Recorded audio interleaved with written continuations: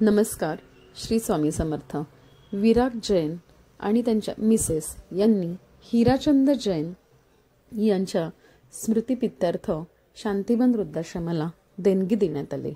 काही आर्थिक मदत करण्यात आली आणि त्या आर्थिक मदतीतून वृद्धाश्रमातील आजी आजोबांना खूप सारी औषधं, म्हणजे किरकोळ तर थाप, थंडी या लूज मोशन यासाठी काही औषधं लागत असतात, तर त्या तुम्ही दिलेल्या आर्थिक मदतीतून आमचं 1 महिन्याचं औषधांचं किट नक्की येईल.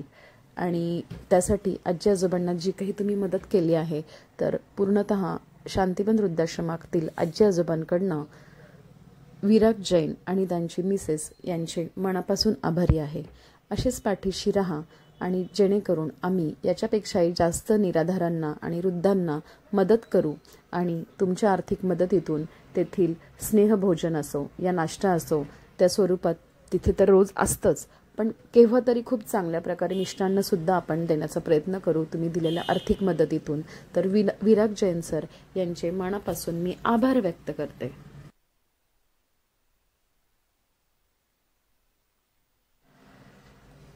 भाद्रपद महिन्याच्या कृष्ण पक्षातील शेवटचा दिवस अमावस्या हा सर्वपित्री अमावस्या असून ओळखला जातो.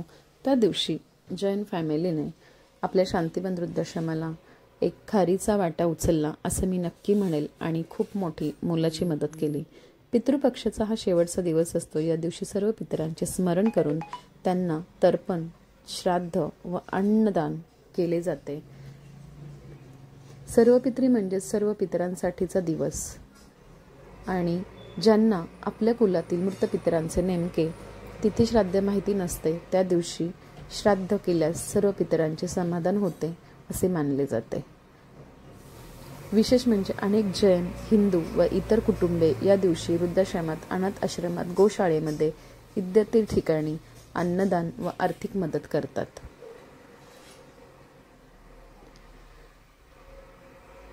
आणि म्हणूनच आज आपल्या शांतिवन वृद्धाश्रमामध्ये जैन फॅमिलीने या दिवशी आर्थिक मदत करून खूप मोठं पुण्यकर्म केलं असं मी समजते.